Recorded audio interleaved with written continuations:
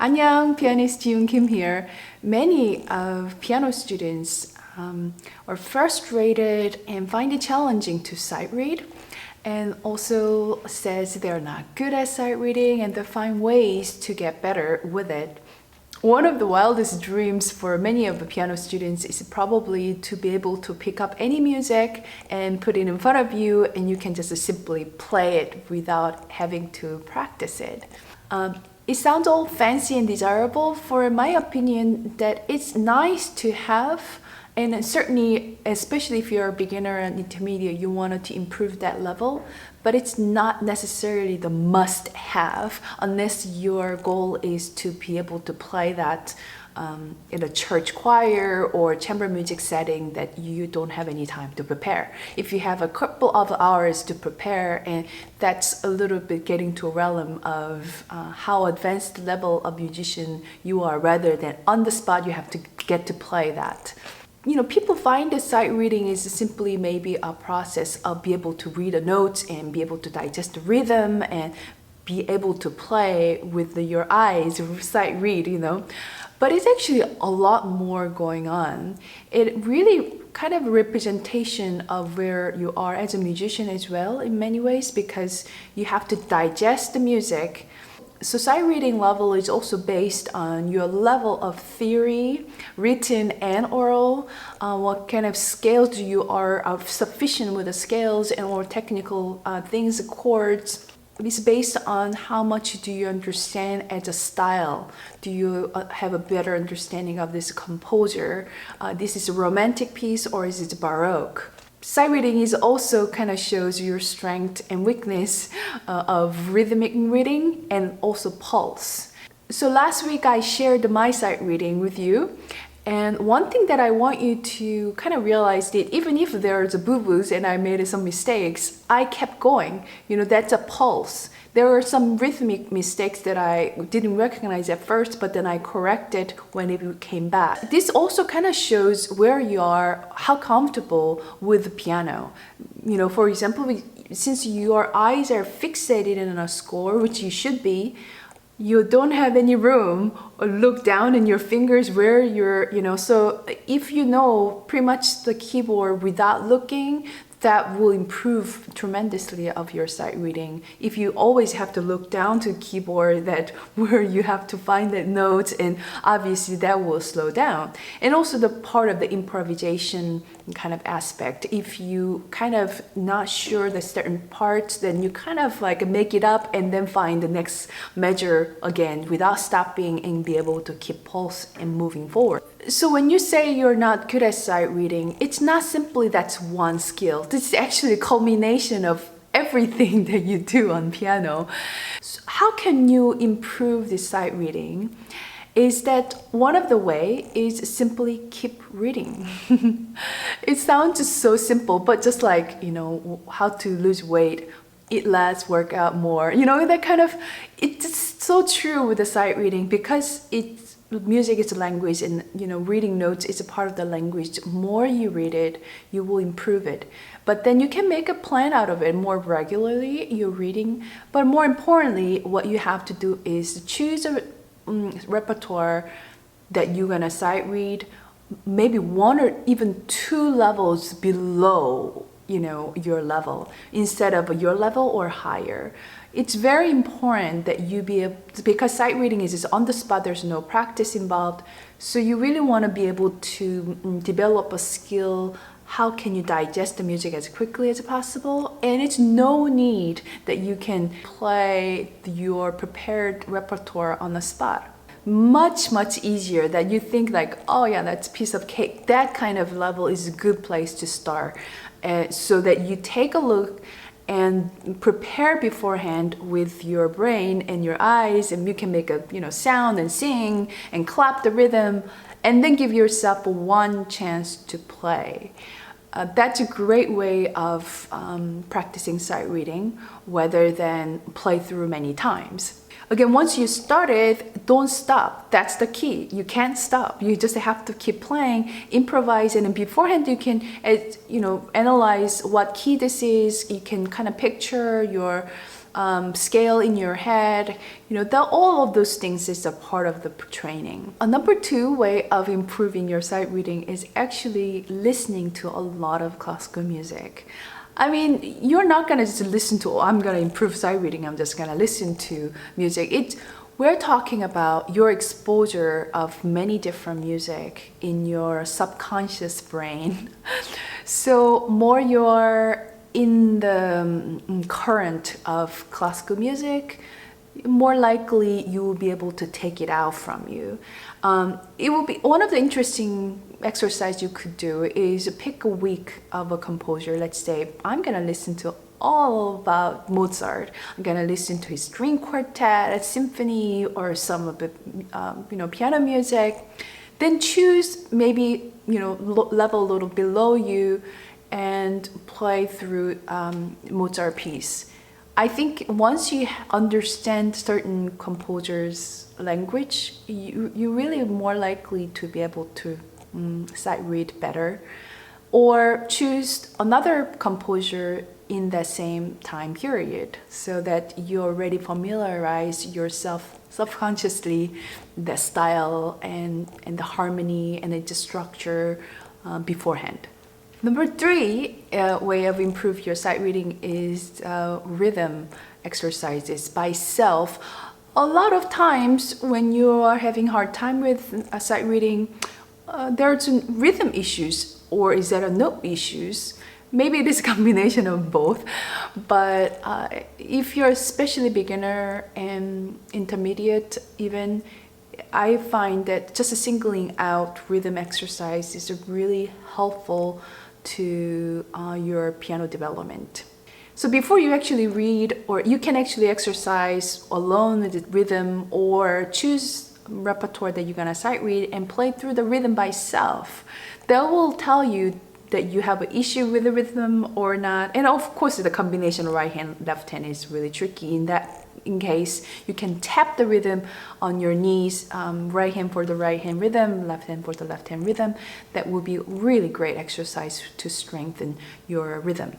Number 4 way of improving your sight reading. I know you're not gonna like to hear this, but study music theory. Practice scale. Theory, when I say theory, again, it's not a lot of theory I'm talking about. It's basic, simple theory, but more your intellectual knowledge of a theory will strengthen the understanding as a big picture of classical music and in your pieces that you're actually working on too.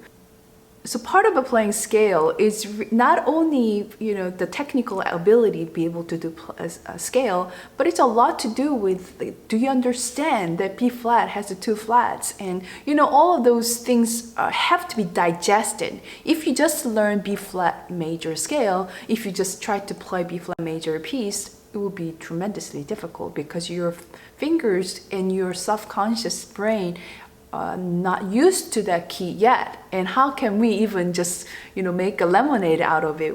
You just learned it. In the past, the best sight reader, I'm not the best sight reader, but my friends who were really good at sight reading, she and he always had a situation they had to perform under pressure, either in their church or they're accompanist in a choir or chamber music. They just had to play. There's no question about it. Always in this really nerve-wracking pressure situation, and their sight reading skills were so much better than we just try to make it better with a sight reading. So under pressure is one of the shortcut way of improving your skill. I think we can kind of generate that on our own. For example, you learn a piece and try to play it for someone else. Or you learn a piece quickly and the next day you just play as a duet. Or just chamber music opportunities and play something so someone else is singing, So create an environment that it's actually a little bit pressure. It's like you're in the war situation. All of your senses gonna be completely awake. Because sight reading, again, it's not only just your eyes and playing and it's actually everything. It's self-conscious. Your brain is understanding music, rhythm, and actually be able to recognize a style and keys, so you're basically training all of the senses as a musician in a war situation, and after the war you will be very much improved. Sight reading, especially if you're a beginner, intermediate, it's more important because you really want to get your reading level, like actually know the notes as quickly as possible in a certain level. But when you reach a certain level, it's not as critically important. Let's say, you want to learn some repertoire. If you can just read through relaxed manner in a couple of hours or in a week, that's no problem. You don't have to just be able to play at one sitting without, practicing. I find that it's convenient and efficient, I'm sure, but it's not needed. As I said in the earlier last week video, that my sight reading skill is okay. I don't think it's like exceptional, but that doesn't really make me a lesser musician, or I can't perform as a professional pianist, or it's like that's how it is. So don't obsess with it. That's all I wanted to say. You want to improve general musicianship to be a better sight reader, but unless you have to perform under pressure, like choir accompanist or something like that, so it's not as critical as a musician, then you absolutely have this. And I find that as long as you are reading something, which means you are learning a new repertoire, it's not necessarily for your sight reading, that you are improving your sight reading. There are cases some students have one piece of music for like a year or something. That's not healthy. That's not healthy for any means. So if you have a certain repertoire for a long time, 6 to a year, without learning new repertoire, chances are that you are not developing enough. My motto is that you should be learning something new all the time. It doesn't mean that you just learn it and let it go, obviously, but if there is any repertoire you keep learning, you're practicing sight reading. So you don't have to set aside a time as, I'm gonna do the sight reading every day, which could be really helpful for you too. But even if you don't, as long as you're learning new repertoire as a part of your repertoire, I think you keep reading, so that just totally works fine. Because I don't think I ever really set aside a time to improve my sight reading, my 36 years of training as a pianist. But I read a lot of notes just because I'm learning new repertoire. All the constantly. So that was just a part of it. Just happened, So just be mindful that don't just have one repertoire that you learned it and just keeping that only for a too long period of time. Also, I think sight reading, you can approach it as a game and having fun and explore new repertoire. I think it is really like a sense of curiosity, again, without commitment. We all need to commit a certain repertoire in order to perform or in order to really get to a certain level. That is great. That needed to. I absolutely swear by that kind of approach. But sight reading, that you can kind of like, I wanted to play a certain repertoire by this composer. I wonder what he or she has, and then just play through and like, I like that. Kind of like very much of a having fun, loose ends. And you really have to throw away perfectionist mindset here. Sight reading is messy. Sight reading has a lot of mistakes. If you watch my previous video, I have full of sight reading mistakes and notes and rhythmic issues, but I actually still had fun because I didn't care particularly that I will have to all of the notes perfectly, but my goal was more like, will I be able to get an essence out of this piece? Did I have fun with it? Even if you can read all of the notes, quickly as possible, if you can't just digest and be able to express the essence of the music as you play, I think it is one-sided as well. So I think the key is having fun and relax, enjoy, and don't obsess with it, but improve all of the aspect of a musicianship as a holistically, So I hope it was helpful. As one of the rhythmic exercises by self, I created this video about how to improve rhythm by self with using this easy rhythm blocks. I think that will be interesting for you to watch it. And make a goal of this week to choose a random pieces and have fun and explore and be curious. And let me know how was your process as well. So I will see you next video. 안녕!